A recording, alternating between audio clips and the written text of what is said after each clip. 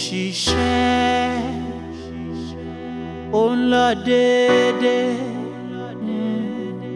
mo ṣiṣẹ́ ó ń lọ déédé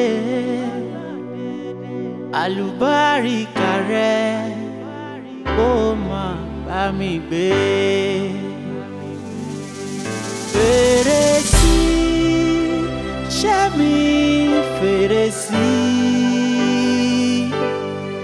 Fèrèsé ṣẹ́mi fèrèsé o èrè lóbìnrin jẹ́ lábọ̀ ọjà fèrèsé èrè lóbìnrin jẹ́ lábọ̀ ọjà fèrèsé.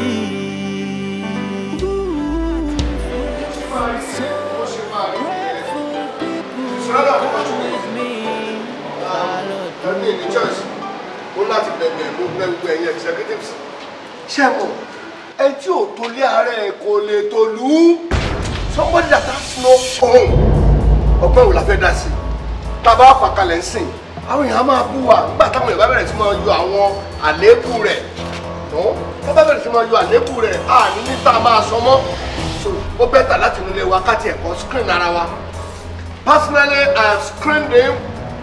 Not fit to be our candidate. I said I am sorry. Ẹ bá mi sọ fún àwọn èèyàn yín ṣàmọ̀ pé ẹ̀yin lẹ kó tó tọ̀ ní gbogbo local government to many states wá nílá and ìbò yín gangan ó ní impact. Lọ́kọ̀ọ́láhùn. That is my decision as the chairman. Thank you. Jabade mi jaba mi bẹ́ẹ̀ okay a national meeting lẹ́nìí beautiful beautiful ẹ ṣé. Thank you.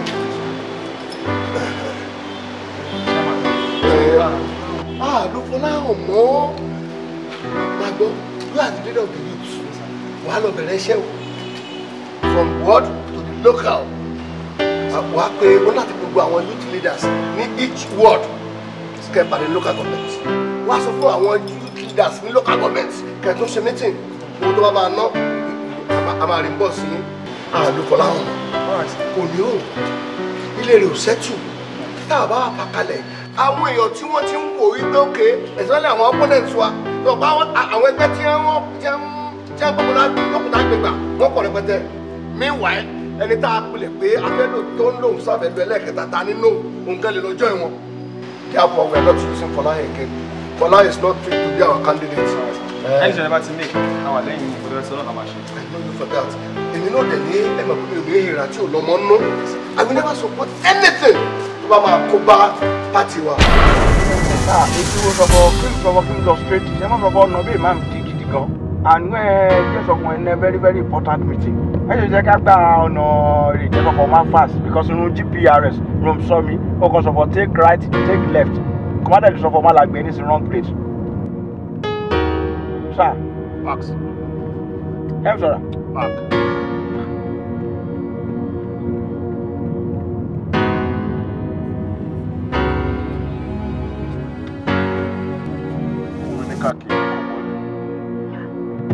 Ṣàánú gbìyànjú àti sọ́sọ́fọ́ mi tráfíkì máa wà níwájú sọ́fọ́ ẹ jẹ́ ká gbà. Ọ̀rẹ́ fún mi ní káàkiri ẹ̀kọ́ bọ́ sílẹ̀. Ẹ má gbàṣẹ náà mi. Ẹ má gbàṣẹ náà mi sá. Ẹ má bínú sá. Nǹkan sọ́fọ́ ká má la ṣe long journey sá. Ẹ má bínú sá. Ẹ má bínú sá. Because GPR yìí máa sọ. Kàn lẹ́nu ẹ̀. Tá a máa fi débi tá a lọ. Ṣé ẹ̀ tún lọ́wọ́ ẹ̀rọ ọ̀rọ̀ ni? Ẹ bínú sá.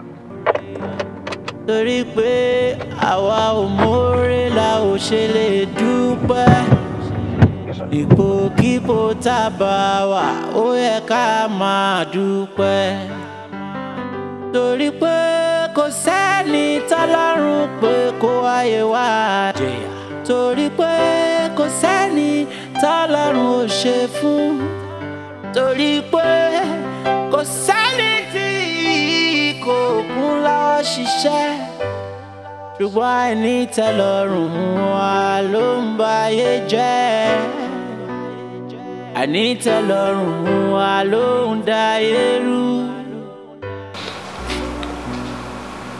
Fọláhàn Fola.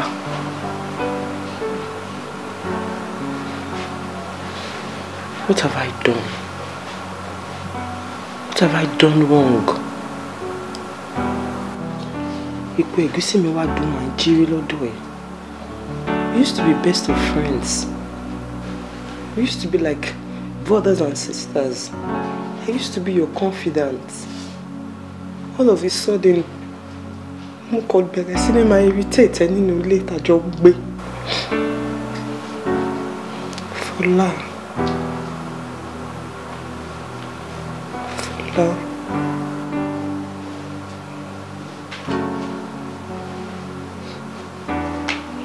I'm sorry.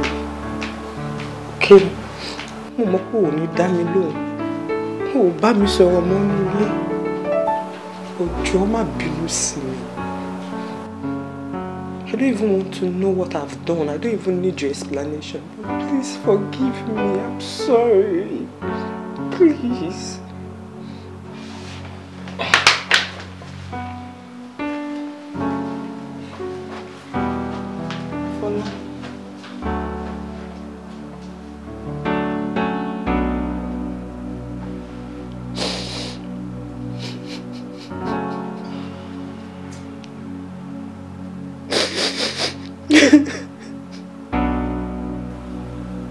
I'm sorry. I'm sorry. I'm sorry. So, Baba, observation mi nìyẹn o. Ilé tó ti jẹ́lé aláyọ̀ tẹ́lẹ̀. Ó wà dídí aláriwo tọ́rọ̀ wọn ò yẹra wọn mọ́. Ó dáta àtójú. Ẹ̀tù àti iná. Ṣúdẹ̀ tí wá ń affect business tiẹ̀. Kò concentrate mọ́. Tó bá dẹ̀ ti kàn, ó kà wá náà. Of course. Òní mo ṣe ní kí n tilẹ̀ wá fi tó yín létí.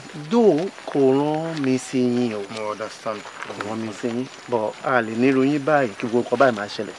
Kì í má jẹ́ kẹ́ wà informed. Mo appreciate ẹ gan. Ilé àtọ̀nà tiẹ̀ náà ò ní dàrú. Bó ṣe ń fẹ́ kórí fún Fọlá ní dáadáa àríbẹ̀ fún wọn náà. Èmi á lo ọgbọ́n àgbà láti fi kọ́ mi. Either by talking to the wife or by talking to my son. So gbogbo nǹkan tí ó bá jẹ́ ìṣòro láàrin àwọn méjèèjì, of course, wọ́n á pọ̀ síta. Wọ́n á sọ tinú wọn. Mo really appreciate it. Thank you so much. Ẹ ṣé gan sir. Ẹ ṣé gan. O kílé o. O kí ma. Lọ́wọ́ mọ́tò wá. Mo fẹ́ kó move lójú mi ni. Ó di yẹ.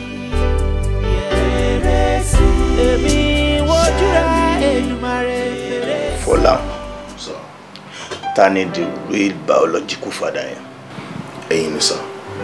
Èmi. Bẹ́ẹ̀ni sir. I Chief Akínọlá.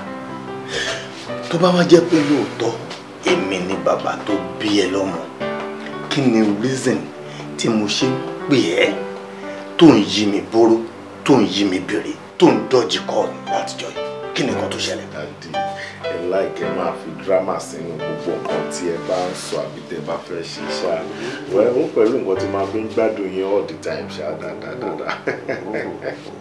Mo ti sọ fún yín pé iṣẹ́ tí mò ń ṣe lẹ́nu ọjọ́ mẹ́ta ó pọ̀ débi pé mi ò tiẹ̀ sọ ráyè ara mi rárá. Ẹ rí pé ńgbà tẹ débi ẹ bá àwọn ọmọ ibi tó tóbi méjì mẹ́jọ kẹ́. Èmi ni mo ní kọ́ máa lọ, mi ì dẹ̀ fẹ́ rí yẹn kọ́kọ́ kó wọnú ilé ẹ wò bí mo ṣe tilẹ̀kùn. Ṣé máa ń tilẹ̀kùn ọ́fíìsì mi? No. Ohun tó ṣẹlẹ̀ ni. No problem, no problem.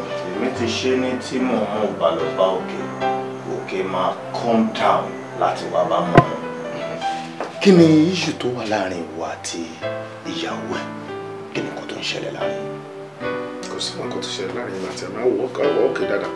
Èmi àti ẹ̀ wà all right dáadáa. Ká ní wípé ìyàwó ẹ̀ ń parọ́ fún mi nìyẹn o, àbí kò mọ nǹkan tó ń sọ? Kí ló sọ? Ó ní pé lẹ́nu ọjọ́ mẹ́ta yìí òun ò rí ojú ẹ̀ nílẹ̀ mọ́, òun ò mọ bó ṣe ń ṣe sóhun. Eléyìí tó wá wọ́ sí ń bẹ̀ tí mo fi ń pè ẹ́ kíkan kí n tó máa gbéra mi bọ̀ ń bíbá yìí ni pé olú.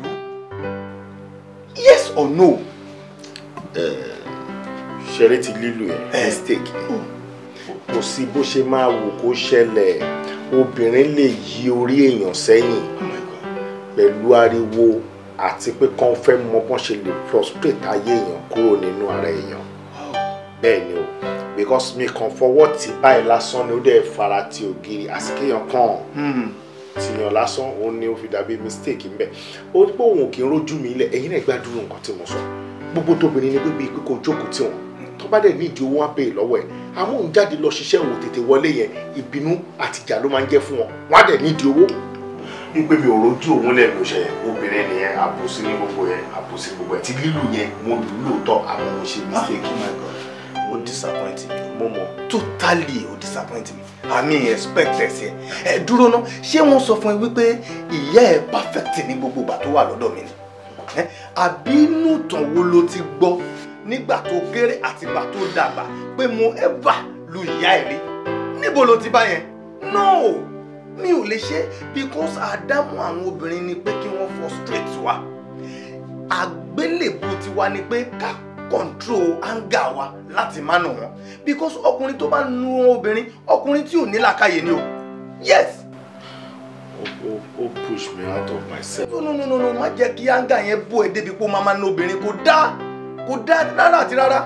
ok àṣẹ lọ́ba tèmi máa pa o ọba mi ò ní dábàá mo fẹ́ kó lọ bá ń sìn kó gbé gbogbo ẹgbò ẹ ọkùnrin olórí ilé kó gbélé I want you to beg her béèrè fún forgiveness ẹ tó bá dẹ̀ ti dárí jẹ dẹ́tọ̀ kí gbogbo nǹkan máa lọ bó ṣe ń lọ tẹ́lẹ̀. àwọn ẹnu máa lọ bẹ́ẹ̀ máa ṣe dọ̀bálẹ̀ fún kan kókó má bínú. no máa dọ̀bálẹ̀ fún. don't go that way don't go that way àgọ́ níran wa ta ló fẹ́ fi tiẹ̀ jọ bẹ́ẹ̀ as obìnrin sọkùnrin. Fọlá is that clear? ṣe nǹkan tó mú ní kọ́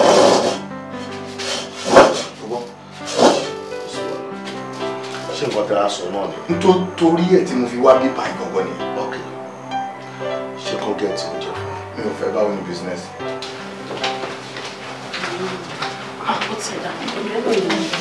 ṣùgbọ́n pé wọ́n ní àwọn rooms ẹ̀ wọ́n ti mọ̀ bẹ̀ tí wọ́n níwájú fún ẹ ṣàgbọ́n pa ní room staff tó náà fẹ́ gbà so lọ́nà ojú ẹ̀. all right. o ṣe. take care. well done Gary. no kò ṣe yẹn máa ṣiṣẹ́ yẹn lọ́jà. okay sir. bó ṣe máa ṣe nìyẹn make sure kó lọ sí sáìtì ẹ̀yin ṣì wà mí. bẹ́ẹ̀ ni sir. welcome sir. How are you today? Hey, how are you? Actually, ẹ má bínú ọ̀rọ̀ tí a jọ discuss lọ́fíìsì ẹ̀ náà ló ń bá fò wá ọ̀rẹ́ ń wo nǹkan tàbí. Kí ló ń bá fún yín bẹ́ẹ̀? It's a simple arithmetic 2 + 2 4 anywhere in the world. Maybe mo ti mọ̀ yín pẹ̀lú arákùnrin àtọ́jọ́ díẹ̀. Mi ò ṣe bí léèrè pé kí ni data stop àti máa supply yín náà. Excuse sir, ẹ má bínú. Fine, I understand nǹkan tẹ́ ń try láti sọ. Business ò ń ṣe nǹkan tẹ́ kí wọ́n máa fi ṣeré. But tẹ́ bá wo from the angle pé ẹ ń ṣe business pẹ̀lú ọ̀gá wa, ọ̀rẹ́ lẹ́yìn méjèèjì sá. I never disagreed with you, but this is business.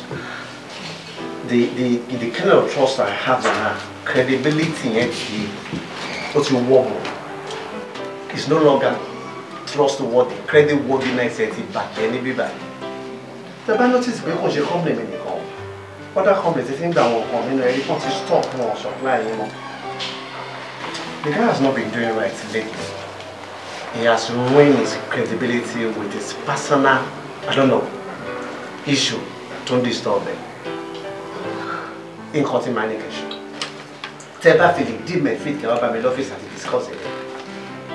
Staff any you don't general wo e ba e se lo ba le ke te no pe oga kini yo ri bai tele o se wa bẹ̀rẹ̀ sí ní rí bai nsin o yo le la ya ti ṣe fún yín. But as for me, your company is owing me a lot of money on which I cannot begin to mention in public. Thank you very much, sir. I'm a lọ bá wọn, I'm a bá wọn sọ̀rọ̀. But in the meantime, sir, at least for the smooth running of our company, she just can supply wa for the last time. Okay. Tọ́rọ̀ mi ò bá yé ẹni pupa, ayé ẹni dúdú. Ìwọ́n gbọ́, it can work. Ṣé ká tẹ̀síwájú àbí ká? Ṣé sọ?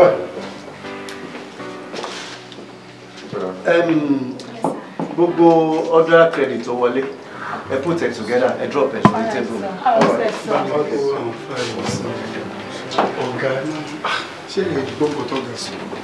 Can you listen to that idiot? She be talk got on bad she sorry, but at least I just one in a we come on about reason. Well, Tabanika, we need to go and see our boss. Let's go. I roju ráyè nu lé mi Èdùmàrè. Well done, sir. Yes, sir. So, Ọ̀gá, gẹ́gẹ́ bí ọ̀rọ̀ tí mo bá yín sọ nínú fóònù díẹ̀ nínú ẹ̀ tí mo ti bá yín sọ. Nǹkan tó gbé wa náà ju pé there are a lot of abandoned projects tí a ti ní, sir. So, o ti ń pile up. It's getting too much, sir. And even the last time that lost site, the last site that she our workers are not complain seriously, kò sí fund, kò sí nǹkan. So that's why we then we might be pé what have been pé kò sí attention in office, bóyá torí politics bí ó ti ń wé yín tí wá fáwa ní so much attention more, sir. Benny, sir, and secondly, we can transfer 4 million konsiwa last week. But transfer to your cafe shamonko to your kashi. And it is so unusual of you, sir. I was worried, sir. If there's anything you need to let us know, because Abi, reason yetashini kawabai, we are in the shed light. More understandable. That is a lot to I want to get a point in where the was on me, I want to so much where woman get politics low affect our projects to let our shit. No, the cocoon like your select so no, that won't leave politics to him. Oga, if there were any politics, then what is going on? Because more money that I know you very well, sir. You 4 million to so you might send it and you are always full, you are fully vested in the office. So what's going on, sir? Mo ṣe béèrè question ile bi na n béèrè pé ṣé nǹkan kan ṣẹlẹ̀ ṣá. Ṣé nǹkan kan ṣẹlẹ̀ ṣá. Mi ò tí figure out pé bóyá nǹkan kan ṣẹlẹ̀ àbí but ju gbogbo ẹ̀ lọ. Ọ̀rọ̀ 4 million naira tó sọ títí next week máa mọ̀ bí mo ṣe máa wá ẹ̀ tí máa send ẹsẹ̀. But ẹ má worry ṣá, ní ọ̀rọ̀ ìṣá. Ẹ máa àwọn projects tó wà lọ́wọ́ wa tá fẹ́ ṣe definitely a máa parí ẹ̀ náà ni. Àwa la bẹ̀rẹ̀, àwa náà la máa parí ẹ̀ so ẹni sùúrù díẹ̀ fún mi lórí ẹ̀. Oga, it would be our utmost pleasure because we are going to carry on with our activities in the office. And I'll be very glad. Eka, sir. Mi ò mọ̀ pé wà round nígbà ó lè dé. Kò pẹ́ náà. Darling, mo ti set table, oúnjẹ ti ready. Àbí ẹ máa join chairman lórí table kẹ́yìn náà jẹun kankan. No problem. Bad, man. That will be fine. Okay, all right, baby. Your food is ready. No, yes, I'll put it from my lord. Ben, sir. It's totally a from my lord. Yes, sir. But only tiny thing. So, what she bush reading? As the ship she reading. So, about the machine for car or 13 sonata rock. So, I put you at don't get a magic. Will never she meets him, Peru Lori. I mean, okay, or rather, by you. First time, the man wasn't no limit. Then she was. I love it. We got my chorus one day.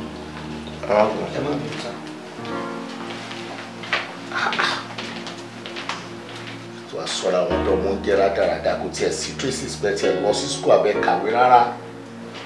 They pay and want to set the table there. Illumine the left again. Then she rather die. Darling, but long people you love. Come on, I'm on opinion. You're going to for me. So sick. I said, you don't close me and talk about it. You talk about a mini question. What's all that? You will look like it to she. Dear baby, what is set the table? rádaràda mi máa tún ẹ lóúnjẹ tó oúnjẹ òṣìṣẹ́ mo rò kó jẹ sára. Put the blame on me. Ẹ̀bi yìí kì bá máa jẹ́ tirẹ̀ o. Èmi ìbá ti mọ̀ pé bí ó ti rí lèyí o. Bá má ti ṣe, mo ṣe tán ó fẹ́ dàpọ̀ mọ́ mi lọ́wọ́. Ìgbàgbé ló ṣe mí pé tá a bá kẹrù ní ṣojú ẹrù inú ẹrù àbàjẹ́. Ọ̀hún ò dáa o, ọ̀hún ò dáa rárá. In fact, a kàn lè blame ara wa wípé a lọ. Kí ló ṣẹlẹ̀? Ọ̀gá kọ̀ọ̀kan ra mọ́ wa. Wo mi ò understand ọ̀gá rárá. The way tó ṣe ń ṣe gbogbo nǹkan tá à ń try láti béèrè lọ́wọ́ wọn kò sí nǹkan kan pàtó tọ́gà rí sọ sí. Wo má jẹ́ kí n tàn ẹ́ nǹkan ti ṣọ̀gá. Nǹkan ṣọ̀gá? Seriously, mẹ́wàá ń ṣe ọ̀gá. Mo dẹ̀ mọ̀ pé òṣèlú tọ́lọ́jọ́ ìyẹn ni. Òun ni. Orúbẹ. Well, òṣèlú yẹn lè wà nínú ẹ̀ o. Ṣùgbọ́n mi rò bóyá ọ̀rọ̀ òṣèlú lọ́rọ̀ tó wà nílẹ̀. Torí láàrin ọ̀gá àti ìyàwó wọn gan issue wà o. Really? Yes. Ìgbà tá a ṣe tán tá a bọ́gà sọ̀rọ̀ tá a sọ pé a fẹ́ máa lọ. Ǹjẹ́ ká dìde níyàwó ọ̀gá bá wọlé. Ló bá béèrè lọ́wọ́ wa pé káwọn ṣe wá lálejò kan dáná o kíní kan àti ti accept. Ọmọ tó bá rí bọ́gà ṣe lálẹ́ wa pé ṣóúnjẹ la wá jẹ nílé àwọn ni. Àtàwọn àti ìyàwó wọn ni wọ́n lálẹ́ papọ̀ o. Ọmọ there is fire between them. Àǹkan ṣọ̀gá. Serious.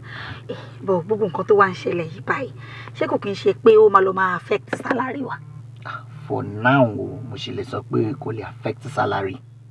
In the nearest future wa ńkọ́? Ìyẹn ni mo lè dáhùn o. So kí kálukú máa prepare rẹ̀ for the next step. Ọlọ́run máa jẹ adáràn. Jẹ́ ká máa lọ. Bọ́bọ́ máa bẹ́sẹ̀ mi sọ̀rọ̀ ni. Níbo? Ìgbàgbé ló ṣe mí pé tá a bá kẹrù ní ṣojú ẹrù inú ẹrù àbàjẹ́. Kàsí tó dání lọ́rọ̀. Ó fẹ́ lè ní kọ́ láti pọ̀ omi oṣù kẹ́yà kò sẹ́ńdẹ̀ kó lè kọ́pì ẹ̀ tí mo ní kò kọ́pì. Mi ò fẹ́ pépà do it electronically. Congratulations. Ẹ yàrá ọ̀ kí la rí gbọ́ kí lè ṣẹlẹ̀. Àti wọ́n ní contract. Èwo mẹ́. Títí àwọn estate tí a ti ń lé látijọ́ yìí and again wọ́n jẹ́ kó di mímọ̀ fún wa wípé gbogbo estate yẹn pátápátá báwa ló máa supply wọn. Irọ́ ló pa. Ó mo fẹ́ ṣe tiẹ̀ ṣe tó ni. Ó yé mi náà lẹ́nu bí wọ́n ṣe sọ fún mi mo wá mọ̀mọ́ pè yín so that kí n lè fi ṣe surprise fún yín mo ṣe bẹ̀rẹ̀. Surprise alápatẹ́ńsọ̀n ló fẹ́ ṣe yìí. Congratulations. Thank you very much. Thank you. Thank you very much. Thank you. Eléyìí tó ká gbà lù. Ṣé contract àwọn ọ̀rẹ́ yẹn ọ̀rẹ́ yẹn? Fọláhàn. Ìyẹn kọ́ là ń sọ, ìyẹn ti bọ́ síbi. It's a lie. Mo yọ̀ ló mú ṣe wa o. You know what we're going to do for you in this company? We own you a trip to Dubai. Wow! Thank you so much. Anytime, any season of the year, fully paid. Oh, thank you so much, sir. Thank you from us to you. Sir, this company celebration. Yes, of course. Yes. Thank you, sir. Be diligent in what you are doing. Ẹ ṣe conscious of the way you pay the ẹ̀yin lẹ́ni ilé iṣẹ́. Ẹ bá ṣe ṣe tèèyàn, lẹ́yìn náà máa ṣe ṣe tara yín. Kí ló yẹ kí n ṣe fún ọ? Jẹ́ kí èmi náà fi ṣe surprise mi. Bàbá òun fèrè sí ṣẹ́nu fèrè sí èrè lóbìnrin jẹ́la. Tí mi káàbọ̀ ìpínyàn tí mi ẹjọ́ gbogbo ọ̀rọ̀ tí ẹ̀yin àtọ̀rẹ́ yín sọ pátápátá báyìí ni mo gbọ́. Ẹjọ́ ṣé kò ń ṣe ọkọ ọ̀rẹ́ yín tẹ̀sọ́pọ́n wà òkè wọn lówó gan yìí ẹ̀sọ́pọ́n máa ń na ìyàwó wọn báyìí.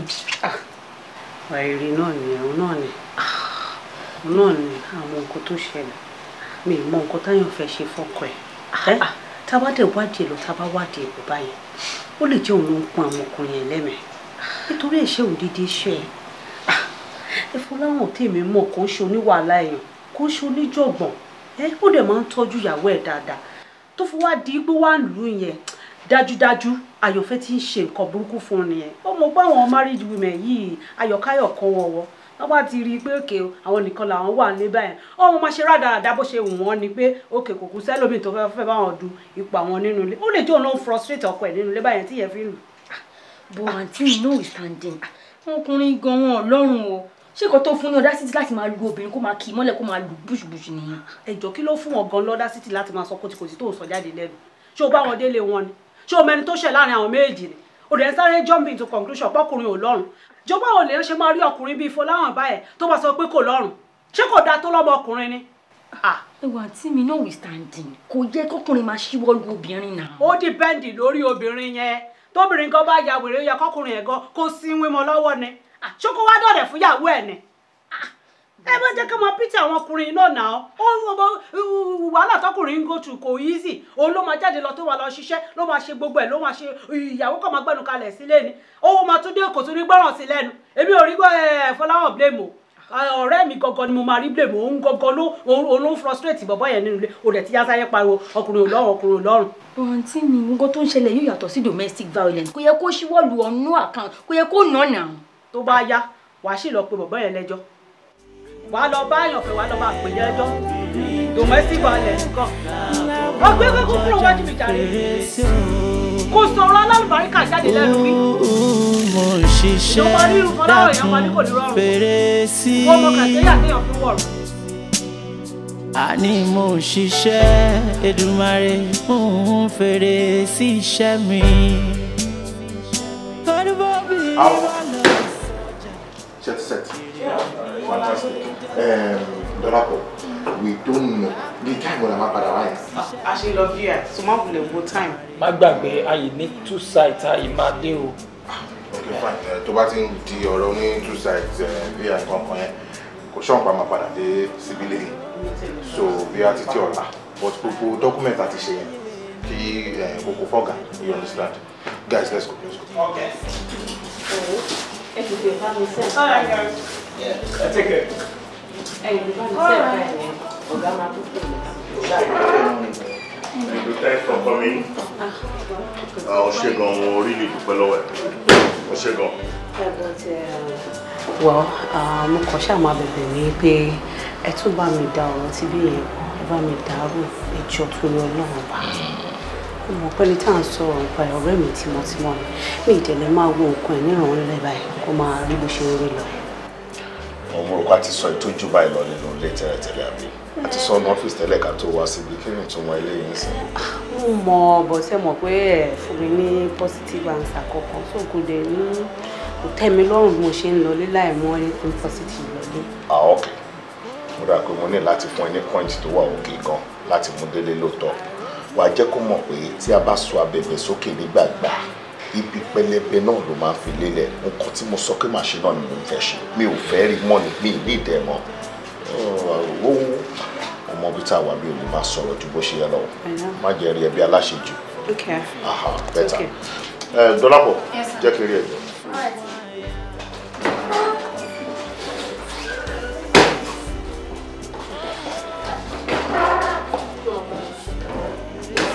ó dẹjọ́ bá mi check file yẹn kọ́gà tó pè mí. mo ti parí ẹ̀ máa fọ́ọ̀dẹ̀ sí mi ní ìsìn.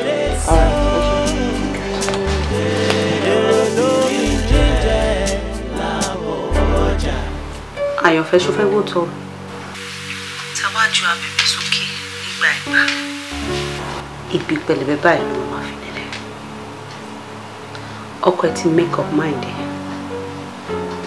And bí mo ṣe ń wò yìí, I'm not sure he's ready to go back.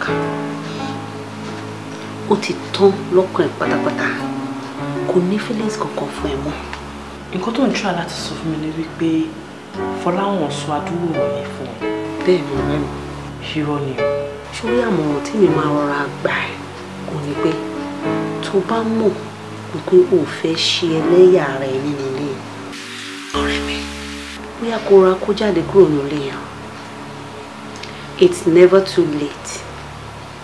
You can start all over again. O ń ṣarúgbó náà. Níbi tá a bá sọ pé ọjọ́ ti lọ lórí ẹ̀. Kò sọ́kùnrin tó máa rí ẹ bó ṣe wà ẹ́ tó máa lóògùn òun lóbìnrin àbí láti fi ṣàyà. Kó tó di pé bọ̀bọ̀ ìpín ẹlẹ́mìí sínú ilé yẹn. I think you should leave the house for him. Ṣorí nínú ọ̀rọ̀ tí èmi àti ọkọ ẹ̀ jọ sọ níbi tí ọkọ ẹ̀ tó make up mind dédé ó jẹ́ kó yé mi pé tóun bá dé any post ní ọ̀la ipe òun ní introduce ẹ̀ àṣìyàwó òun sí anybody. Ó sọ wípé òun ò ní lè mú èmi jáde gẹ́gẹ́ bí ìyàwó ẹ̀. Mo ti wá ń gbígbà pé kí ló lè tó yìí kó tí ẹ ro àtìlẹwà onírọ̀ owó òru nǹkan kan pé ó ti tán pátápátá. Mi ò believe nǹkan tó ń sọ Fọláhàn. Bí tó bá lẹ̀ ti yẹ wà kọ́ ẹ̀rọ ìjáde kúrò nílẹ̀. Mi ò sọ pé òun parọ́ mú mọ́ kí lẹ sọ débẹ̀ tí Fọláhàn wá ń sọ fún ẹ wípé pẹ́pẹ́sẹ́ o òun ò lè mú èmi yangàn láwùjọ o kí ni mo ṣe fún. Orí mi it is not the end of the world ìwọ ni kọ́kọ́ ni irú ẹ̀ máa kọ́kọ́ ṣẹlẹ̀ sí kí ló ń jẹ́ kí làwọn èèyàn máa sọ. nǹkan tó bá rí kó sọ náà ṣó dìgbà tẹ́mi ẹ̀ bá bọ́ sí dìgírí ẹ̀ ó kí ọlọ́màjàrí nǹkan tí ò dáa tó lóde ẹ̀ bá kú ní ìsìn kí làwọn èèyàn máa sọ. àwọn náà máa bú ẹ pé kí ló dé tó ti tètè kúrò nínú ilé yẹn kó tó di pólú ẹ̀ pa. àwọn ayé yìí náà máa bú ẹ wo sórí ó mú nǹkan tẹ́mi tiẹ̀ fẹ́ sọ ni pé tó bá yarí tó kọ̀ tó lóòní kó jáde kúrò nílé yẹn á jẹ́ wípé bíríìjì máa gba àárín mi àti ẹ̀kọ́já ni. bẹ́ẹ̀ ni ọkàn rẹ wá máa já. Bísọ́lá irú advice wo ló ń fún bó lè ṣe máa sọ pé kí n fọkọ mi sílẹ̀ tó pọ̀ bẹ́ẹ̀ sọ̀rọ̀ kan. No, I can't choose your words over my husband's words. No, I can't. nígbà tọ́kọ ẹ tó ti lérí tó ti léka wípé tó o bá kúrò nínú ilé yẹn ó máa fi ẹ́ ṣẹ̀sín tí wọ́n bá ti ṣẹ̀sín èmi gan máa ṣẹlẹ́yà èmi ò dẹ̀ rẹ́dí àti ṣẹlẹ́yà bí mo ṣe wà nítorí ẹ̀ mo ṣe rọra ń bẹ ẹ sọ́ báyìí. ṣó tó yẹn ni kí la gbé kí lẹ jù. pé tó bá ti mọ̀ pé òkè ó máa wà nínú ilé yẹn wọ́n fẹ́ ṣẹ̀sín láyé ẹ̀ á jẹ́ pé èmi àti ẹ̀ máa kún yà nìyẹn torí èmi ò lè ṣẹ̀sín pẹ̀lú ẹ̀. àjọṣepọ̀ èmi àti ẹ tó pé mi ò fọkọ mi sílẹ̀ no now come on kò yẹ kó tó yẹn náà ṣé máa ń sọ ọ̀rọ̀ yẹn sí mi kò dáa no I don't like it. kò sí wàhálà ẹni a wí fún ọba àjò gbọ́ ẹni a sọ̀rọ̀ fún ọba àjò gbà tó bá pẹ́ tó bá yá wà ní mo wí tè tó dàbọ̀. Bísọ́lá hello.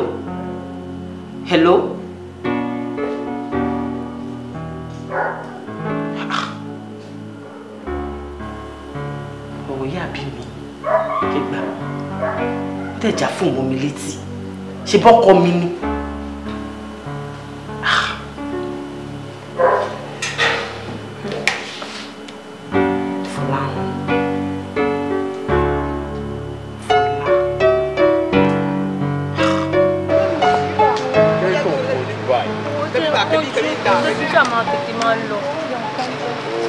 mo dẹ̀ mọ̀ tó kọ́ sí wọn yẹn àǹtí ẹ̀ nìyẹn ṣáà báńkì ṣe máa ń ṣe.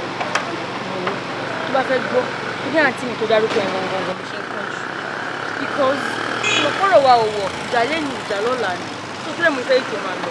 gbogbo ìgbà wà láwọn ti kò jẹ́ ká lè ríra nù.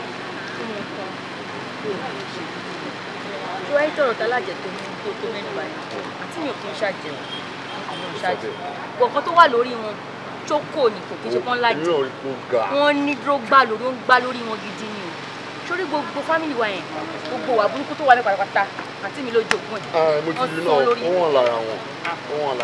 ṣé máa lọ lé o we are always arguing ìjà lẹ́yìn ìjà lọ́la yìí mo dẹ̀ sí ní mú ìdílé ọ̀rọ̀ wa ò wọ̀. bọ̀ ṣé orí sábà kan ọ̀rọ̀ ní màá sọ mí nǹkan sọ̀rọ̀ wa ṣùgbọ́n àti àǹtí ẹ̀ tó máa tẹ̀sí. If you bless abundantly, will you be grateful? If you bless abundantly, grateful mind, grateful soul, grateful heart, come with me.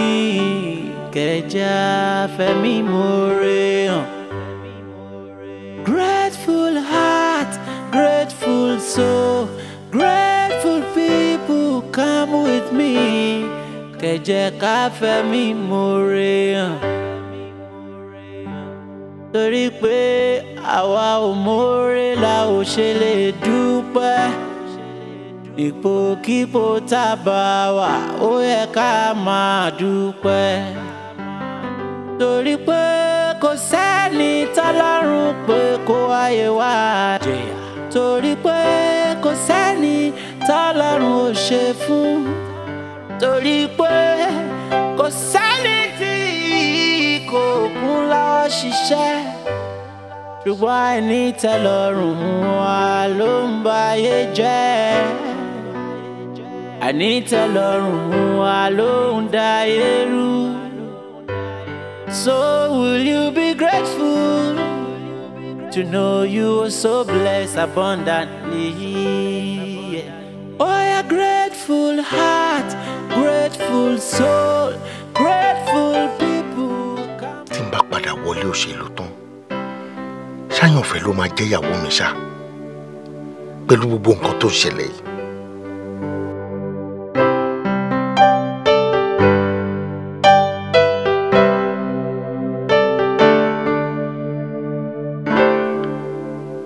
Tèmi fún ara mi fojú ara mi rí tí mo fetí ara mi gbọ́ àyànfẹ́ ni màá wá mú gẹ́gẹ́ bí ìyàwó. Kí ni màá ṣe báyìí o?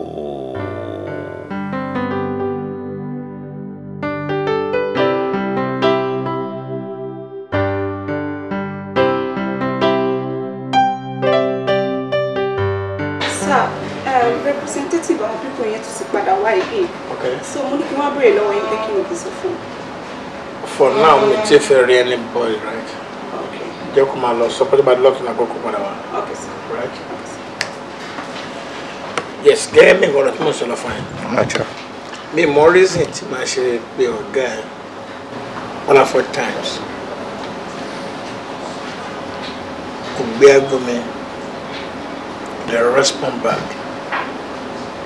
Why? Ṣé máa ń ṣe business ni? Oh, bóyá owó yẹn lè ti tó ti pọ̀ rẹpẹtẹ àbí? There's nothing bad in it. Tó ẹ pẹ́ ọkàn tá a máa kọ́kọ́ ṣe tá a máa dúró náà ni. Òṣèlú tó lọ tá a dábàá tó lọ́ọ́ fẹ́ ṣe yẹn. Owó náà fi ń ṣe náà. Àbọ̀wọ́ kọ́ ni. Kí ni problem tó ní? Kò sí problem. Kò sí problem. Nígbà tí a kọjọ bẹ̀rẹ̀ pẹ̀lú ra wa mo rí rí ẹni tí ẹ pé ẹni tó máa ṣọ ni mo ṣe sọ fún ẹ pé kó o mú wa bá mi ìjọ tó ẹ̀dẹ̀ tó yọ débi náà mo tún láìkẹ́ náà at the same time abẹ́ẹ̀kọ́ ohun tó yẹ ká fi bára wa ṣe náà bára wa ṣeré so tí wọ́n bá ṣe business ẹ̀ kan is that the end of it?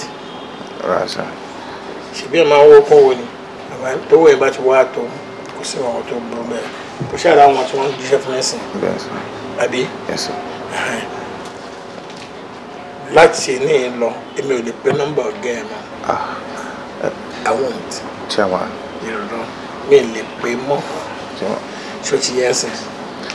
ẹ má bínú sá mọ nǹkan tó ṣẹlẹ̀ kò ń ṣe pé ọ̀gá náà fẹ́ wá rí yín fúnra wọn in fact ìgbà tó máa rán mi wá he registered his displeasure wọ́n ní pé àwọn fúnra àwọn ló yẹ káwọn wá ń pa àwọn mọ̀ but ṣẹ́rí lẹ́nujọ́ mẹ́ta yìí gbogbo àwọn nǹkan tó ń ṣe gbogbo eré tó ń sá lọ́tún lọ́sì ó choke wọn gan so he's very busy. kò sí 99.5% loyalty it has to be 100 so 100% tó ní loyalty so get mo appreciate it that means if you are working with me wà á ní irú nǹkan bẹ́ẹ̀ sí ọ̀dọ̀ tèmi náà ṣé yorùbá mi yẹ ọ̀rẹ́ mi sọ fún ẹ pé láti sìn lọ́sẹ̀ mi ò lè pe ọ̀gá ẹ̀ fọ ẹni tí ń mọ̀ tó bá mọ̀ pé òun fẹ́ ká tún jọ ṣe nǹkan pọ̀ lọ́jọ́ iwájú àyè wà ṣé bá mi yẹ àwọn tó ń lọ yẹn mo mọ̀ sọ fún pé kán wá lọ́tùnà tó bá lọ́tùnà máa sọ fún pé kán máa kó ogun kí ni wọ́n bọ̀.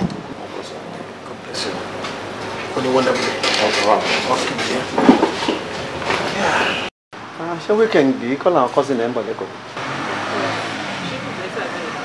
Mi ò rí Tracy pé ó fẹ́ gbàlejò. Ṣé tó bá jẹ́ ọmọọṣẹ́ ló máa ṣètò sọ́jà? Ọ̀gá, ṣé o ti wá nǹkan jẹ? Náà o ti wá nǹkan mu o. Ṣé o ti wá nǹkan jẹ? Ìyẹn ó kéré gan-an bàbá ti mọ̀ kan àti jẹun. Ọ̀tọ̀ jẹ tí madam ṣì wà tí wọ́n travel ọ̀tọ̀ yìí ó kéré gan-an. Ọ̀rọ̀ yẹn ti ẹ̀dá bẹ́ẹ̀ ẹ̀gbọ́n mi. Mo ti fẹ́ sọ but mo kọ́ fẹ́ find out lọ́gbọ̀n. Kí wọ́n dàbí tó ń kọ́ lọ́ ágì blindly ìta. kí ni ẹ. kí ló ṣẹlẹ̀ láàrin ìyá àti ọ̀rẹ́ yìí Uncle Fọlá. ẹ̀sìn kankan. The same Uncle Fọlá hàn. There's nothing. Ẹ̀jà. Àjà nǹkan tí mo kàn notice kò ṣẹlẹ̀ ni pé lẹ́nu ọjọ́ mẹ́ta yìí ó abuse àwọn capability tó ní lọ́dọ̀ mi. Gbogbo ọjà tá à ń kó fún kó fi ṣiṣẹ́ kò san owó ẹ̀ padà fún wa. Over 100 million naira kí ni máa dẹ̀ ṣe? Ṣé kí jẹ́ kí báǹkì táyé lé mi lórí pé mo fẹ́ dọ̀rẹ̀? And aside that, mo rò pé mo pa KCS. Àti pé ẹnu ọjọ́ mẹ́ta yìí òun àti ìyàwó ẹ̀ wọn ò fojú ríra. Provoked or non-provoked nínú ọ̀nà. Kí ló ṣe? A kàn ní pé òun kò ṣàbẹ̀rẹ̀ ṣá. Nǹkan yẹn kàn máa ṣe kó nà. Mo dẹ̀ wá wò pé ọmọ ìmọ̀ atánìṣe méjì. Fọ̀rẹ́ ẹ̀ hàn mí kí mo rí èèyàn tó jẹ́ ni mo ṣe ra jókòó jẹ́. Besides oníjọ́ kan tí mo pè pé lénìí òun láti ṣàlàyé fún mi. Wáyé tó ń nà ọmọ yìí? Ó yẹ ní ọ̀gbẹ́ni màá go physical pẹ̀lú ẹ̀. Tó dẹ̀ rí pé òní màá go physical mo wá ní pé ní kálukú jókòó ẹ̀ kí n fún break for a while. Mo ti yèrè ní ọmọ tẹ́lẹ̀ ni. And also his political career bó ṣe go down the drain nìyẹn. Mo rò wípé ẹ pátì ìjù ni ìtọ́jú ọ̀pọ̀. No, he was going on unopposed. Wọ́n kàn rí pé ó ná ìyàwó ẹ̀ lẹ́nu ìyàwó lára press ti bẹ̀rẹ̀ sí ní wọ́n ti bẹ̀rẹ̀ sí ní wọ́n ti fi mú fílẹ̀ ó kàn wọ́n pé ẹni tó ní anger issue yìí kó má dé. Mo á wò pé ṣé kò ń ṣe pé business bọ̀bọ̀ ẹ̀ tó ń go down ló ń jẹ́ kó. Anyway, ẹ jẹ́ kí mi excuse. Ó lọ́rọ̀ tàbí sọ náà. Ó lọ́rọ̀ tàbí sọ. Òṣè fílẹ̀. Má fún ní nǹkan mú o. Fílẹ̀. Má fún ní nǹkan mú o. Fílẹ̀ ọ̀nà pòsè yánṣọ ní QT fílẹ̀. Ẹ̀gbọ́n mi. Will you be grateful if you are blessed abundantly? Will you be grateful if you are blessed abundantly? Hello. Pẹ̀lẹ́ wá yìí. Báwo ni? Àwọn ọmọ mi yóò rí bọ́. Abàrí àǹtí mi mo máa pè yín ẹ ní pè ìjayà ni mo pè yín kì í ṣe pè ìjayà rárá o ọ̀rọ̀ ayọ̀fẹ́ ni mo pè yín fún o ọmọ mi ló lọ síbẹ̀ láàárọ̀ yìí. Ó rán lọ láàárọ̀ yìí. Bẹ́ẹ̀ ni. Ṣó bá? Mo bá wọn. Báwo ni? Ṣé dáadáa náà wà? Kò ṣe dáadáa kọ́ o ẹ jẹ́ kó fẹnu kò síkì kò sí nǹkan tó ṣe but àǹtí mi ẹ jẹ́ kó fẹnu ara ẹ̀ sọ nǹkan tó bá bọ̀. Nǹkan tó ṣẹlẹ̀ ni pé ìgbà tí mo dọ́dọ̀ wọn láàárọ̀ ẹ̀ mà ṣe ni mo bá ọkọ wọn tó ń nù wọ́n ná wọn tiwájú tẹ̀yìn up and down ojú tí èmi gan tó jẹ́ pé mo ò lè dá sí ọ̀rọ̀ yẹn mi ò lè sọ ọ̀kọ́ tí mo bá wá gangan. Láyìn káàbì kí náà ṣe ń porúkọ mi. Fọláwọ̀n ni. Fọláwọ̀n lu Ayọ̀fẹ́.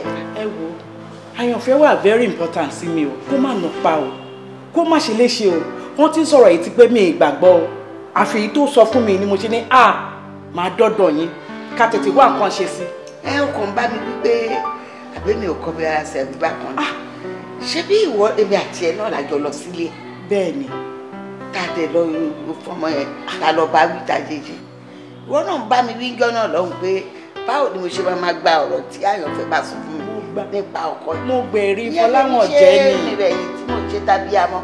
Mo gbèrí Fọláwọ̀n jẹ́ ni àǹtí mi mo gbèrí ẹ̀ jẹ́ ni but ìgbà tó ọmọ débẹ̀ tó rí tó fojú ẹ̀ méjèèjì rí tó wá sọ fún mi mo tó gbàgbọ́ pé tòótọ́ ló nà án. Kò bú. Tá a ṣe kù. Ẹ jọ̀ọ́ ẹ jẹ́ ká gbé ìgbésẹ̀ lé lórí o kó má nà pa fún wa o. Gbé lọ́wọ́lọ́wọ́ báyìí. Ló mọ̀ bí. Ó yà mí lẹ́nu. Tìrìnkì.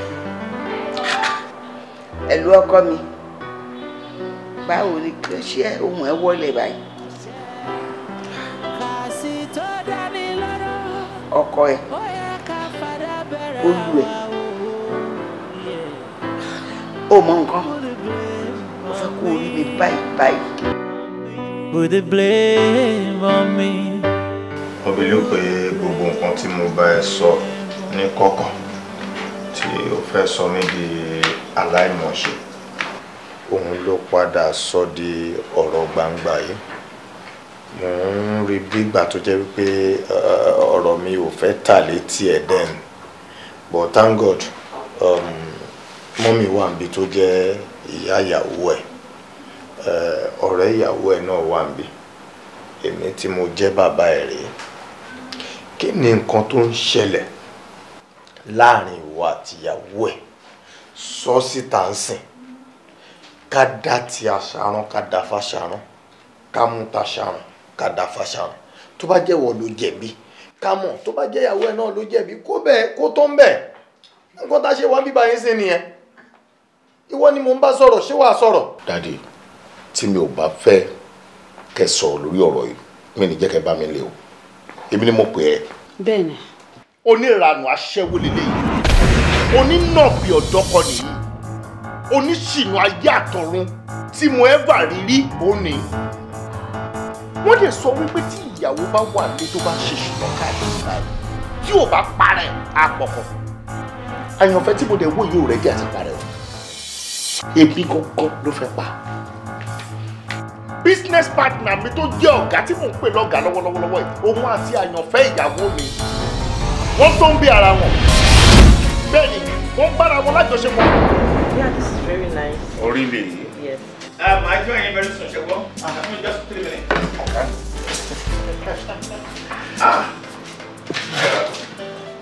Báwo ni? Don't try, sir. I can see that. You're looking fresh. Ah, really? Ẹ ṣé gan.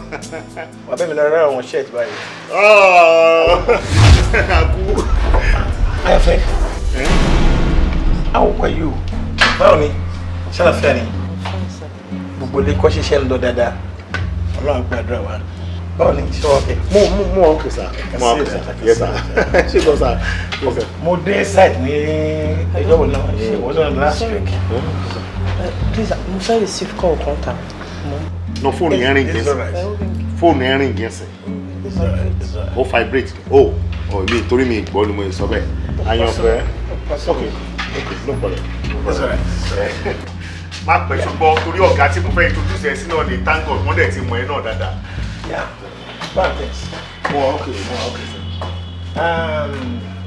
Mo sọ fún ẹ kò mo ní mo decide mo dẹ̀ bí everything ṣe lọ. Bẹ́ẹ̀ kí ni movement yẹn lọ́la?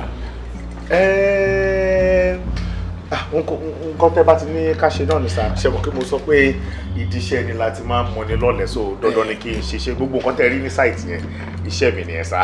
Mo fact mo wà highly impressed. Àyànfẹ́ inú ayé wa kò ní fi wálẹ̀ lọ. Àmì Olódùmarè. Ọlọ́run yàn wá fẹ́ ni kò ní fi wálẹ̀ lọ. Ọlọ́run yàn fẹ́ ni òun tó lọ bá ti gbàdúrà Ọlọ́run yàn fẹ́ ni. Ọlọ́run yàn fẹ́ ni. Ó ṣojú. Ọ̀gá má bínú ẹ mọ̀ àyànfẹ́ dáadáa. Yeah, lára ọmọ tí àwọn ọmọ tó máa ń tọ́jú mi nígbà náà she used to be a nice girl. Ó dá sí mi ní gbogbo ọ̀nà kò sígbà tí mo pè tí ò jẹ́ mi àní mi náà dẹ̀ tọ́jú ẹ̀. Ọ̀gá ẹ má bínú ẹjọ́ mo fẹ́ gẹ̀ẹ́tì kankan right dáadáa ni tí mo mọ̀ pé lára àwọn ọmọ tó máa ń massage yín tẹ́ bá wà ní òhò àbí tó náà wà òhò. Àwọn ọdún mi gbà òhò. Ẹ má bínú kò sọ wọ́n obìnrin máa ń massage yẹn náà. Ní òhò. Of course kò sí nǹkan tí ò lè ṣe kò sí nǹkan tí ò lè ṣe mo mẹ́rẹ̀ ṣe dáadáa mo dẹ̀ I make sure pé in fact nígbà tí mo kọ́ mọ́ she has nothing mo dẹ̀ make sure pé mo sọ di èèyàn. Ó mẹ́rẹ̀ ṣe gan. Báwo ló jẹ́ sí ẹ? Bọ́sù mo tó sọ pé my dear màtí lọ́lẹ̀ kan. Ẹ gbọ́ my dear. Yes mo.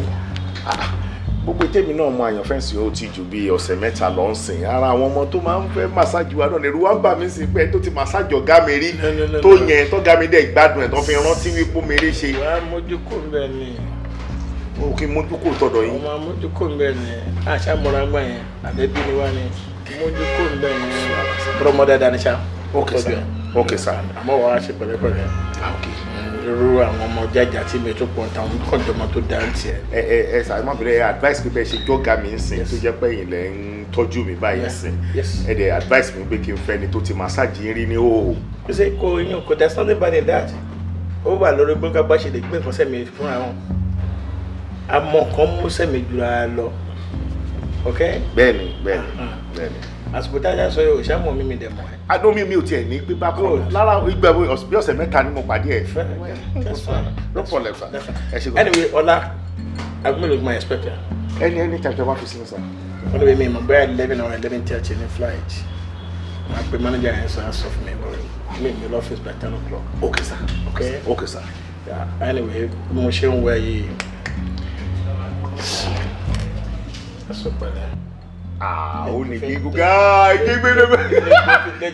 mélòó láyé ẹ mọ̀ kí mo sọ fún yín mo ní pásítọ̀ ni mí nínú. ṣé mo kọ́ náà ti sọ àṣẹ pé ó ṣe ṣe pàdé ẹsẹ̀ ń fẹ́ máa massage wọn. Okay sir ẹ ṣé gan sir thank you sir. Yes sir. Kò ní lovely day. Yes sir. Yes sir. ṣé ẹ bínú ti yín? Àyànfẹ́ massage àyànfẹ́ àgbésùn ayé mi.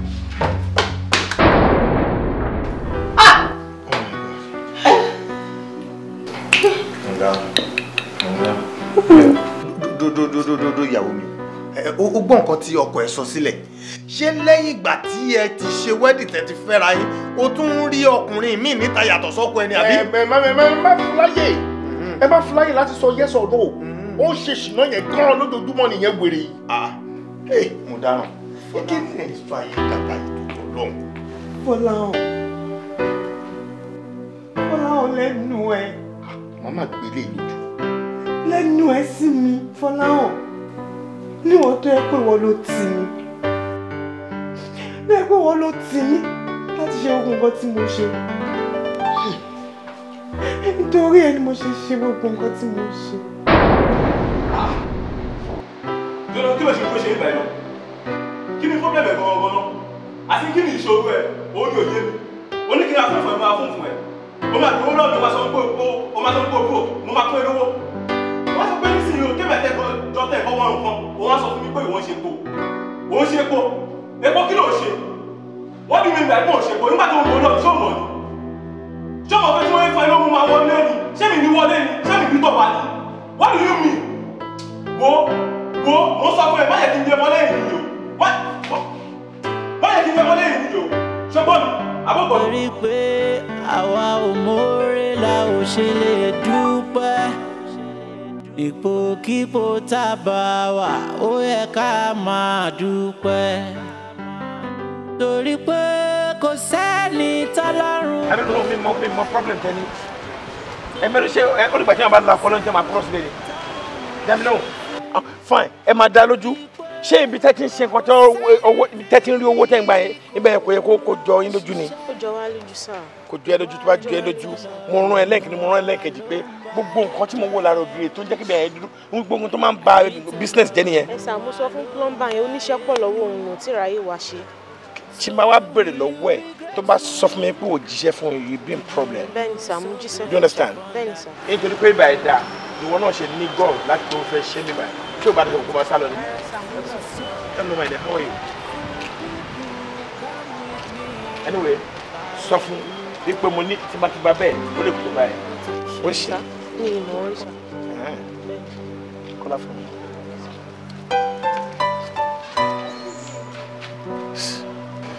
Èmi mọ̀ bá second chance wọ ẹ̀yọ kan tí wọ́n ẹ̀ jẹ́ kí n lè bó bá ṣe wù mí. One chance. Wọlé sínú mọ́tò ń ṣe. Hello my dear, báwo ni o? Ṣé àlàáfíà ni? Ìwọ ló ṣe lẹ́kọ̀ọ́? Èwo ló wá ṣe mí? Mo wá ṣẹ́ wà ní sà. As in, òun wá iṣẹ́ tó máa ṣe tájú máa fi gba owó. Bẹ́ẹ̀ni sà. Ló wá síbí? Ó ní iṣẹ́ báyìí? Bẹ́ẹ̀ni sà. I see. Ṣé tí o bá dẹ́rẹ́ ṣe o máa ṣe? Máa ṣe sà. You can go. Yes sir. Yeah. Mo wish láti mọ̀ ẹ́ jù báyìí lọ tó bá mind. Do you understand? Yàtọ̀ sí pé bóyá bí àwọn wáṣẹ́ àmọ́ nǹkan tó lọ lè ṣe. Àwọn àǹfààní kan àti mo believe pa lè ṣe fúnra wa. Bá lọ ṣe ń wò mí yìí. It's alright. Get me a card.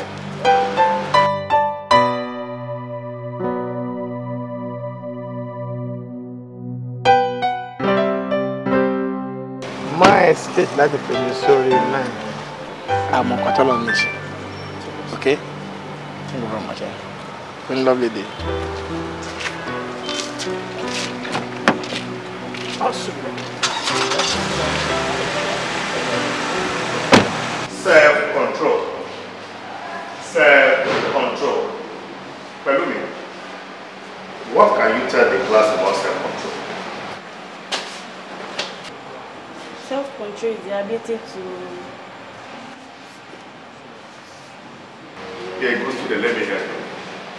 Self-control, basically, is the ability to control your emotions, to control what happens to you at a particular time. But it is very good.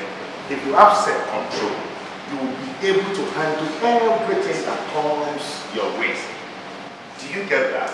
Yes, sir. It is very, very important in everybody's life to have that self-control over anything that happens to you now or that will happen to you later. Do you get it?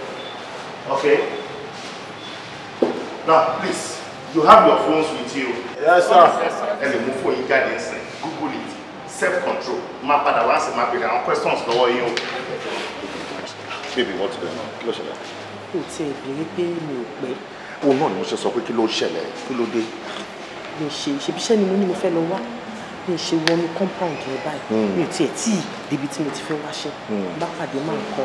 Ó bá ní pẹ́pẹ́sẹ́ o. Kí ni mò ń ṣe nígbà yìí? Bá kí wọn dáadáa o.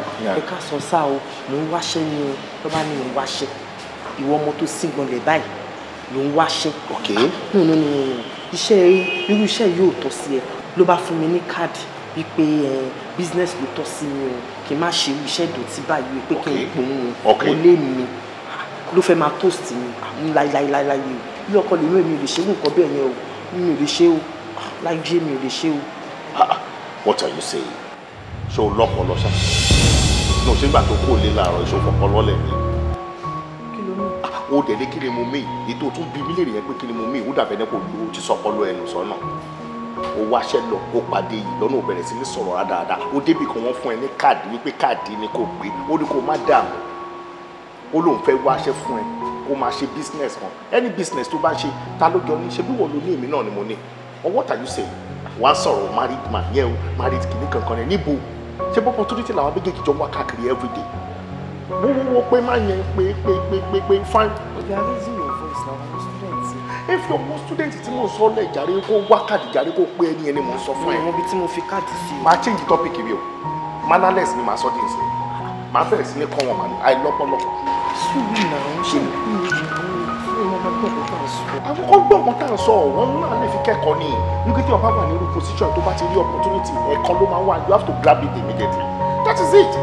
Èyàn kan fún ẹ ní nọ́mbà ọ̀rẹ́ gbogbo pé wọn ò bá mi sọ̀rọ̀ dáadáa find the card wá compliment card yẹ kó o pé ẹni yẹn jàre kó jẹ kó. Hello class, make sure you get that, okay? I'm coming back now. Self-control. Ló ń ṣe ẹ́ free pẹ̀lú mi náà kí ló ń ṣe ẹ́.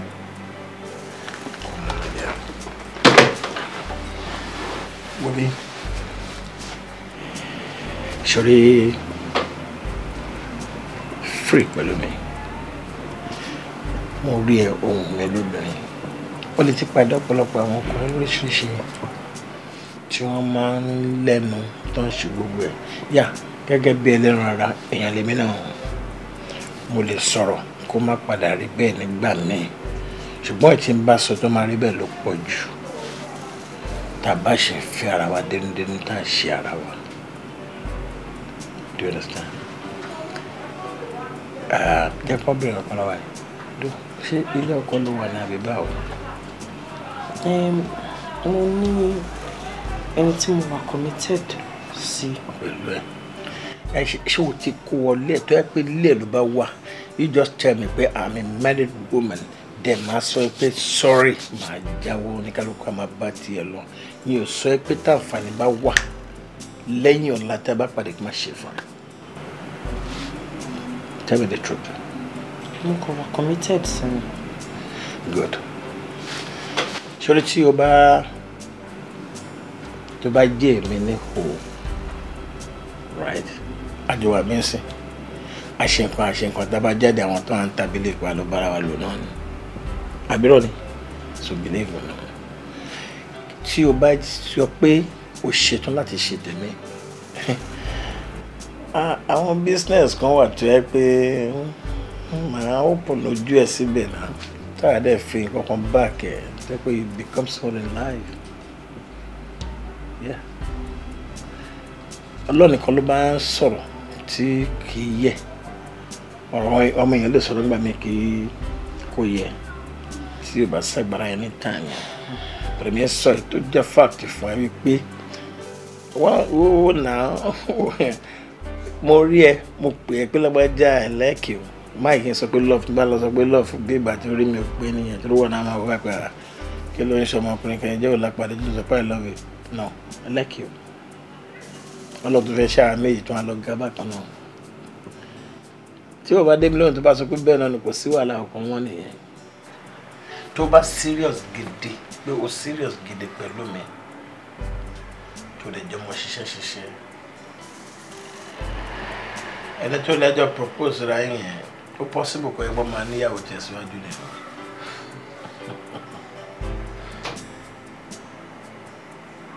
kí ló ṣe bẹ́ẹ̀.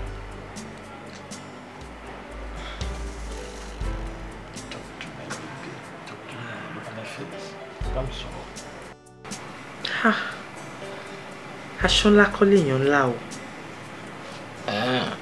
Kí ni ìtumọ̀ owó tó ń pa wọn?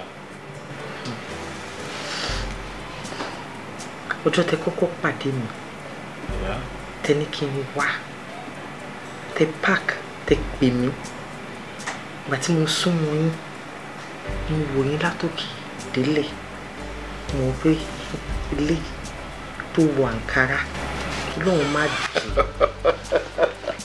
ṣé o mọ iye àǹkárá tó wù lọ́rùn mi Àjàṣẹ́ ni mo ti rà á. Kò bá tán síbẹ̀ o. Àjàṣẹ́ mo ti rà á. Ẹ wá ní pẹpẹsẹ ẹ like mi ẹ ṣílẹ amúniláyéláyé tí wọ́n ti fẹ́ fẹ́yàn ṣé ẹni tó kó sàǹkárá ni máa tẹ̀lé ẹ mọ kọjọ yẹn mi ò gbọ́ sí yín lẹ́nu. Ilé tó ń wò lọ́rùn mi àǹkárá ni 65,000 naira ló ń wò yìí. Wow. So kò lè mọ̀ ẹ́ pé. So àwọn àǹkárá kan wà tó tún wọ́n ju léèsì lọ. Tó bá dájà ṣáàbí kú tọ́nu wàá tá ò dáa àwọn náà nìyẹn lọ́wọ́. Ṣé mo pé ọ̀rọ̀ tí mò ń sọ yẹn mo wá délé mo pe ọ̀rẹ́ mi mo bá sọ̀rọ̀ pé mo máa meet èèyàn kan báyìí ó ní àyànfẹ́ má fojú bí tí èèyàn ó lè má wọ ṣọ́ọ̀bù kó ní owó kó tiẹ̀ jálàánú ẹ̀ mo dẹ̀ gbọ́n sọ̀rọ̀ mi yẹn lẹ́nu Ọlọ́run ló ní mo bọ́ sí lẹ́nu ọ̀rọ̀ tó sọ fún mi ló mú mi wá bá yín ní hòtẹ́ẹ̀lì lọ́jọ́ yẹn mo dẹ̀ tún dé hòtẹ́ẹ̀lì ẹ pàmpà mi ẹ bá mi sọ̀rọ̀ ẹ fọwọ́ kàn mí ẹ fọ́ọ̀sì mi mo rò pé ṣé irú ọkùnrin yìí ṣì wà nílé ayé ṣá ẹ dẹ̀ promise mi wípé ẹ máa ṣe báyìí fún mi mo wá sọ́fíìsì yín ní Monday tó tẹ̀lé weekend yẹn ẹ dẹ̀ gbé business sílẹ̀ fún mi ẹ ní nǹkan báyìí ṣó lè ṣe mi ò mọ kankan nípa business yẹn mi ò ṣe irú ẹ̀ rí ẹ tún wá assure mi wípé máa fún mi ní 1 or 2 workers of yours tó máa assist mi fún supply yẹn ẹ jọ mí lójú o pípé. Ọ̀fẹ́ wà ní jẹ́ kọ́kọ́ bẹ̀rẹ̀ láti ibì kan ọ̀rẹ́ ẹ yẹn tó gba ẹ̀ nímọ̀ràn lọ́jọ́ yẹn ìwọ ló mọ ibi tó ń gbé ó ní ìdí kankan lọ́wọ́ mi I will give it to you wá fún. Aṣọlá pé wọ́n sọ fún. pé kò mislead ẹ ọ̀pọ̀lọpọ̀ ọ̀rẹ́ mi ló máa ń gbà ó lè ní pé kó jẹ́ káwọn jọ dọ́dọ̀ nìyẹn kí àjọṣepọ̀ ẹ̀kọ́ máa wà lẹ́nu mọ́. Bẹ́ẹ̀ni. You understand? Ṣé Ọlọ́run ọba tó wù yẹn kábíyèsí o bàbá nínú ìwé mímọ́ ẹ̀ ó jẹ́ ká mọ̀ ẹ́ pé ó ní tí n bá fún ẹ lówó ó ní lò bó ti tó àti bó ti yẹ ó ní lẹ́yìn ìyàwó àtọmọ àti wọ́n fúnra ẹ̀ ẹbí àti ará and people around you ni kò jẹ́ kí ọlá tí mo ṣe fún ẹ kó reflect lára wọn because we are going to account for it. It's not your turn bó ló ń kó kéré mọ́ tó ọ̀nà tí ń gbàdúrà ẹ̀ sáwọn tó bá rí by your side tí wọ́n wà less privilege ìwọ náà gbọ́dọ̀ kó máa ṣe dáadáa tó bá ti ń ṣe dáadáa yẹn kí ni ẹ̀ máa pọ̀ sí. You understand? Thank you. No, buddy. Thank you so much. Ọmọ tí yín náà ara láàánú lágbára Ọlọ́run ẹ̀dẹ̀ ní fọwọ́ ẹ̀ ní fi gbọ́mọ̀ sí lágbára ti tóbi Ọlọ́run mo really appreciate yín. No problem. Thank you so much. Gẹ́gẹ́ bí ibi tí a bá ọ̀rọ̀ ti sí lẹ́jọ́ sí ìjọ tó bá sọ fún mi pé ó yá máa gbé ẹ sílé bí ìyàwó àmọ́ tó bá yẹ pé lórí level ká wà nítorí ọ̀rẹ́ yìí náà ni ó wà láì súnmọ́ bí láì ilẹ̀ sí bá ṣe máa bá lọ́nà nìyẹn àdẹ̀lẹ̀ já ṣọ̀pọ̀ èèyàn gbọ́dọ̀ fọ́ọ̀sì obìnrin irú ìtọ́sọ lẹ́fún àwọn ọkùnrin kan máa tó máa ń ọkùnrin tó bá ṣerú ẹ̀ wèrè ọkùnrin rẹ̀ níbi tó bèrè bẹ́ẹ̀ pọ̀ dé níta wà ló ń fọ́ọ̀sì obìnrin ọkùnrin yẹn ti sínwín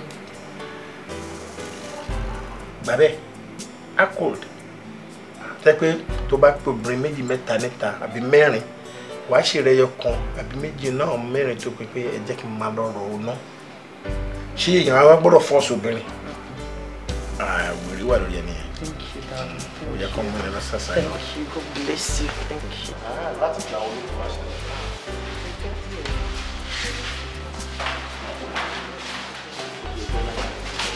ṣé yóò rí o ṣùgbọ́n ṣe lè ayé wà lọ fún ó jọ pé ó kó tó kán sí yàwó yẹn. Okay, it's okay, it's okay. tí bá ṣe ìgbà fún ẹ ó ti yàwó. Keep quiet!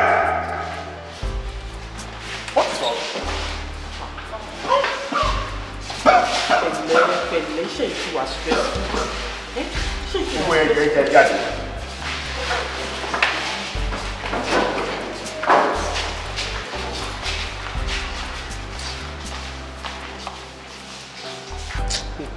pẹ̀lẹ́. Kí ni tó máa rí owó tó ń pa ń sí láì ṣe pọ́njọ́ ọmọdé? Ṣá máa ṣe rẹ léṣe nítorí pé mi ò láìkì iṣẹ́ tó ń ṣe mi ò láìkì ẹ̀. Láìkẹ́ báwo ìgbà tí èèyàn rẹ̀ tí èrè kankan ṣe bí kan tó bá wà nílẹ̀ náà lè wọ́n máa ṣe àbí. Ilé ìtàrí òyà ń sìn báwo mo fẹ́ sùn nǹkan tí mo bá wà. Ó sọ nǹkan tó bá fẹ́ sọ yàrá. Chief yẹn ni o chief ó fún mi ní contract ó ní kí n ṣe supply ó gba iṣẹ́ kan ó dẹ̀ lé mi máa supply gbogbo iṣẹ́ tó ń gbà pé mi ò mọ kọ́kọ́ nípa ẹ̀ o mi ò mọ kọ́kọ́ nípa supply tí mo sọ fún wípé. mi understand shift ibi tí tó ń tẹjọ́ tó ń bí àbí.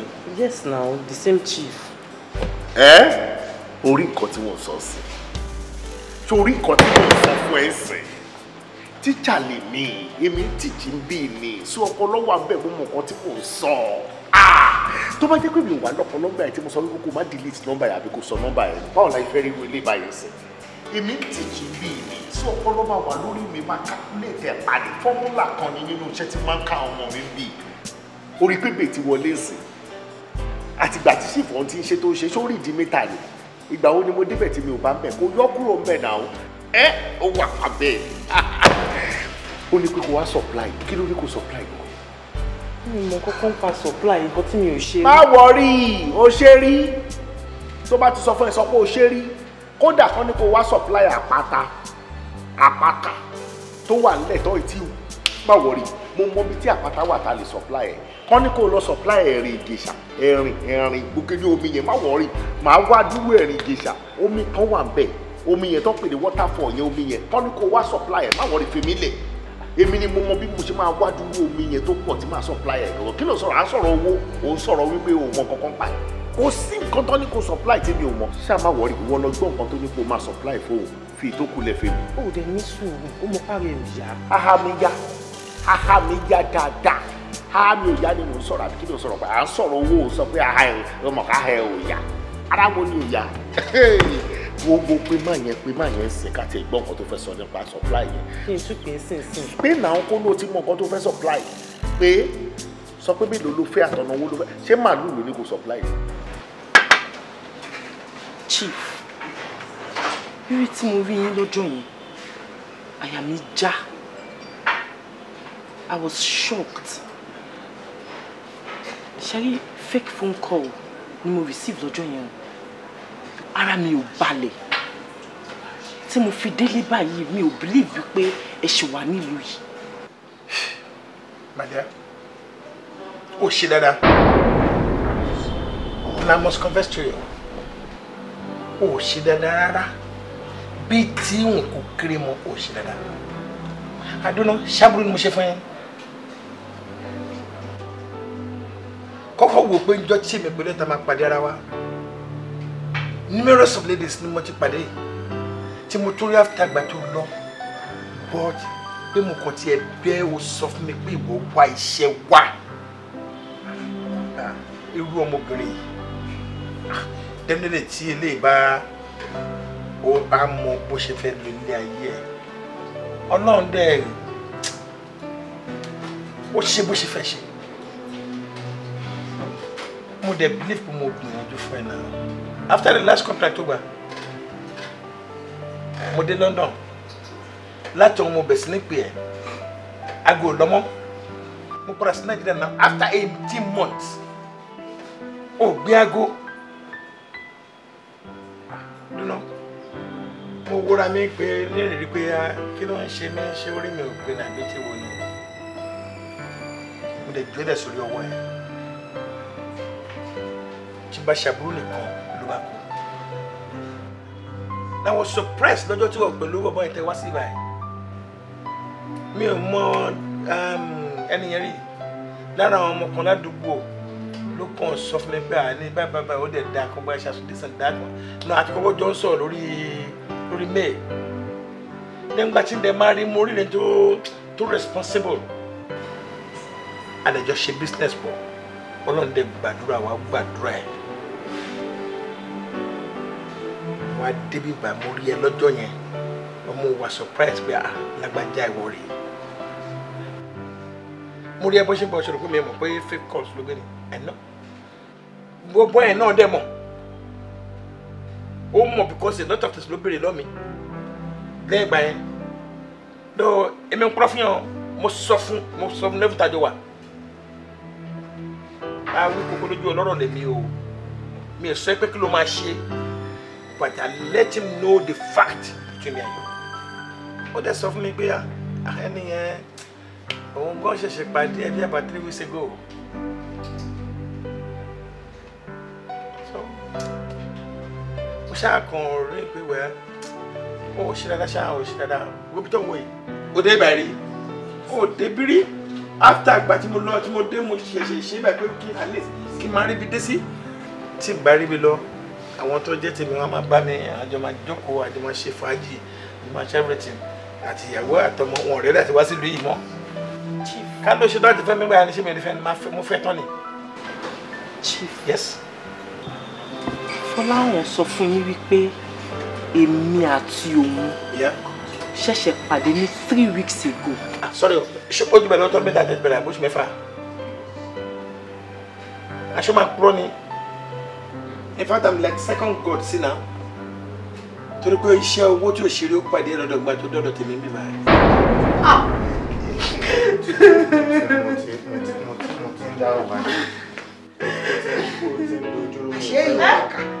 Àṣé ká lè yàn ìkà ni ẹ́ ìkà gangan ayé yìí òun ni ẹ́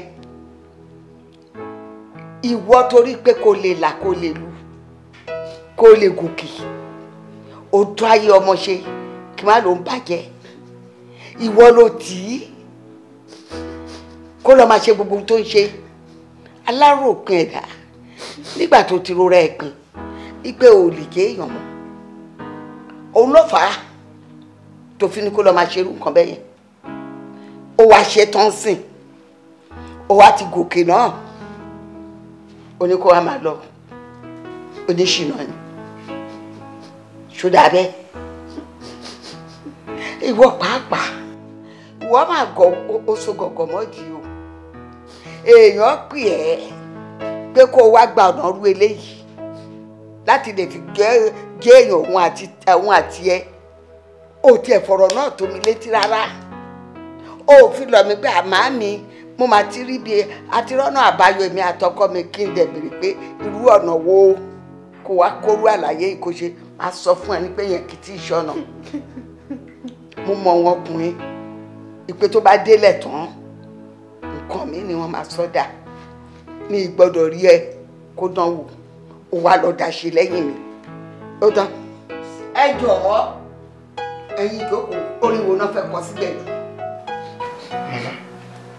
Ẹ wo díẹ̀ ní ti ìyàwó ní ọ̀rọ̀ yìí eléyìí gangan ló stupid eléyìí ni olè ọ̀kánjúà oníjìbìtì ẹ tún lè pè lálọ́kọ́ ló ń kígbe.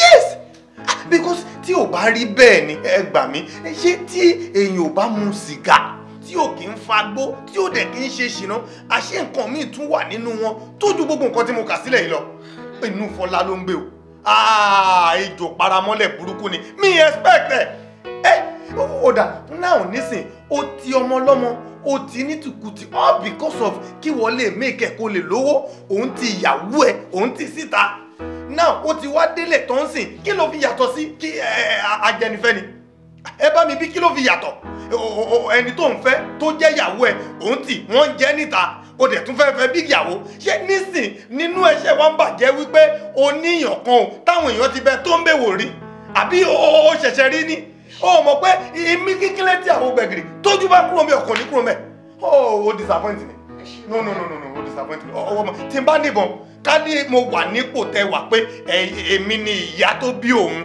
àbí bàbá ẹ̀ máa shoot bọ̀bọ̀ yìí don't daddy me don't daddy me máa yín ẹ̀ ń bọ̀ ni. Ó ga o àwọn èèyàn ṣe é fojú jọ́jú o Ọlọ́run máa yọ mí tí mi ò tí ì ṣe mistake ńgbà kan. Kí ni mo fẹ́ sọ? Ìyàwó mi. Ṣé mo dúpẹ́ lọ́wọ́ yìí? Pẹ̀lú situation tó wà nílẹ̀ yìí. Mo yọ̀ǹda. Bẹ́ẹ̀ni sá. Mo yọ̀ǹda marriage pẹ̀lú Fọláhàn. Because kò sí tí n bá ṣì wà nílé pẹ̀lú ẹ̀. Tó bá rántí, ó sì máa ṣe worse sí mi. Mi náà fẹ́ mọ́ ẹ ṣe gan sá.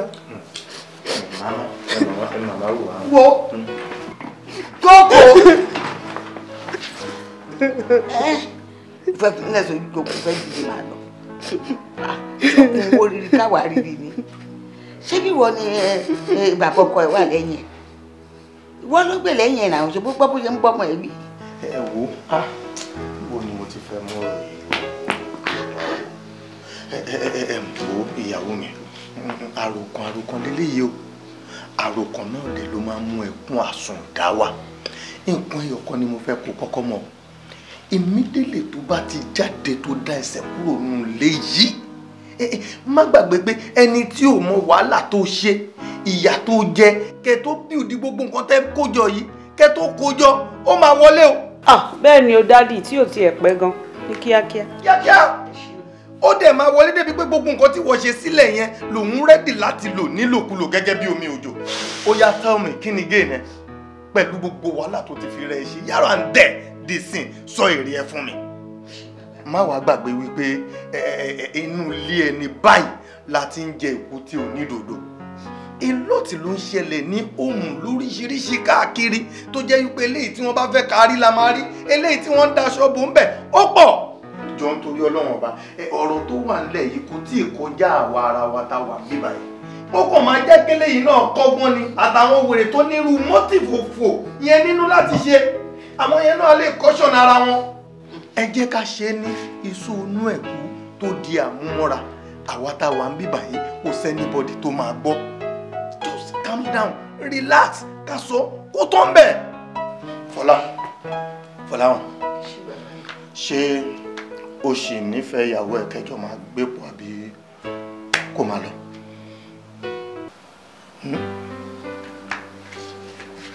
Wọ́n ṣe ìyàwó mi ṣé o ṣì ń mọ ẹ bí mo ṣe sọ. Ṣé mo. No, má ṣe bẹ́ẹ̀ má ṣe bẹ́ẹ̀ káàdì just bẹ́ẹ̀ fún gbà wọn. Ẹbí yìí kì bá máa jẹ́ tirẹ̀ o. Èmi ìbá ti mọ̀ pé bí ó ti rí lèyí o. Bá má ti ṣe, mo ṣe tán ó fẹ́ dàpọ̀ mọ́ mi lọ́wọ́. Ìgbàgbé ló ṣe mí pé tá a bá kẹrù ní ṣojú ẹrú inú ẹrú á bàjẹ́. Ọlọ́run ló máa yọ̀ ìyá mi fún wọn àti fẹ́ ṣì òbí ti rírà. Ó yẹ ká fàdá bẹ̀rẹ̀ àwa wò ó. Will you be grateful if you are blessed abundantly? Will you be grateful if you are blessed abundantly? Grateful mind, grateful soul, grateful heart, come with me. Kẹja fẹ̀mí more hàn. Grateful heart, grateful soul, grateful people, come with me. Kẹjẹ ká fẹ̀mí more hàn. Torí pé àwa ò more la ò ṣe lè dúpẹ́. Ipòkípò tá a bá wà ó yẹ ká máa dúpẹ́. Torí pé kò sẹ́ni tọ́lọ́run pé